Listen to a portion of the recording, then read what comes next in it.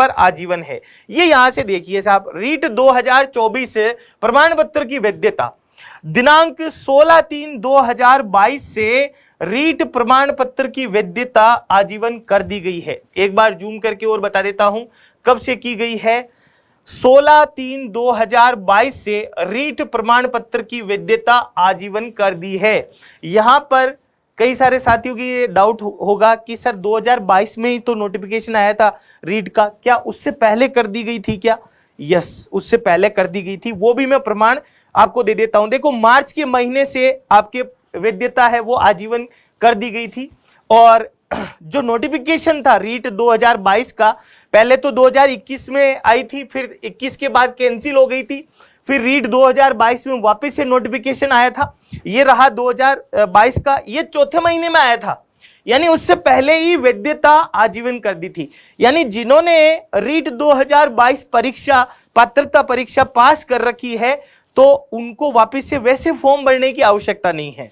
अब उनको वैसे तो फॉर्म भरने की आवश्यकता नहीं है, लेकिन फॉर्म भरना क्यों है, इसके बारे में हम जानकारी यहां पर लेना चाहेंगे। जैसा कि देखिए, यहां पर ये सेम चीज आपको यहां पर देखने को मिलेगी, जैसा कि ये था आपके पूरा का पूरा रीट 2022 प्रमाण पत्र की वैधता।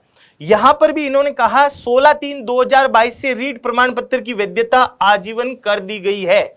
और ये जो नोटिफिकेशन है ये 3 मई मार्च में ही आजीवन कर दी गई थी, और ये जो नोटिफिकेशन आया है ये आपके चौथे महीने में यहां पर फॉर्म है वो शुरू हुए हैं।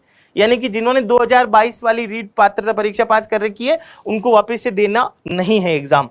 लेकिन देखो, आपका ये सवाल यहां पर खड़ा हो रहा है कि सर पिछली रीट क्लियर है, दोबारा रीट दें तो पहले वाली मार्कशीट रद्द हो जाएगी क्या?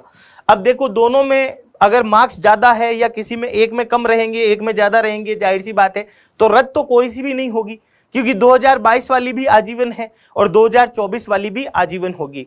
फिर वापस से फॉर्म भरने का फायदा क्या है?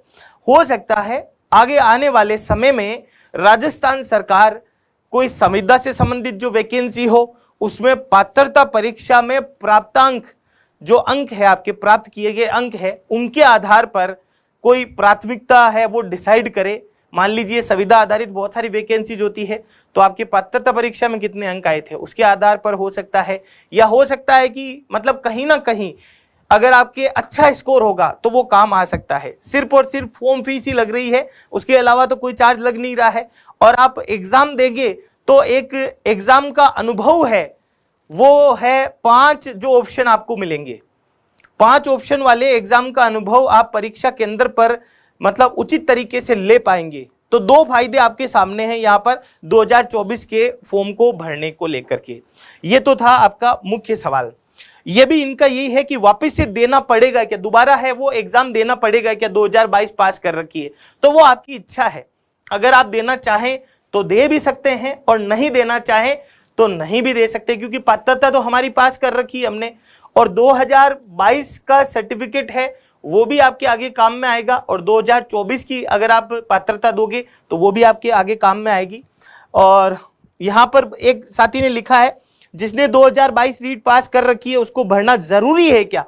ये तो आजीवन थी, जरूरी नहीं है, है ना। अगर आप चाहें तो भर सकते हैं अपना स्कोर अच्छा करने के लिए या परीक्षा से संबंधित अनुभव लेने के लिए आप यहाँ पर फॉर्म भर सकते हैं। तो ये थी सारी की सारी महत्वपूर्ण जानकारियां। हाँ, 2021 का जो नोटिफिकेशन है उसके अंदर रीट पात्रता की जो वैलिडिटी है या वैधता है वो 3 वर्ष थी, लेकिन 2022 से आजीवन यहां पर कर दी गई है। वीडियो अच्छा लगा हो, जानकारी सारी की सारी समझ में आई हो तो चैनल को सब्सक्राइब जरूर कीजिएगा, अपने दोस्तों के साथ में साझा कीजिएगा, लाइक कीजिएगा, और हमेशा से ही टीम कलाम आपके सिलेक्शन को लेकर के, आपके उज्जवल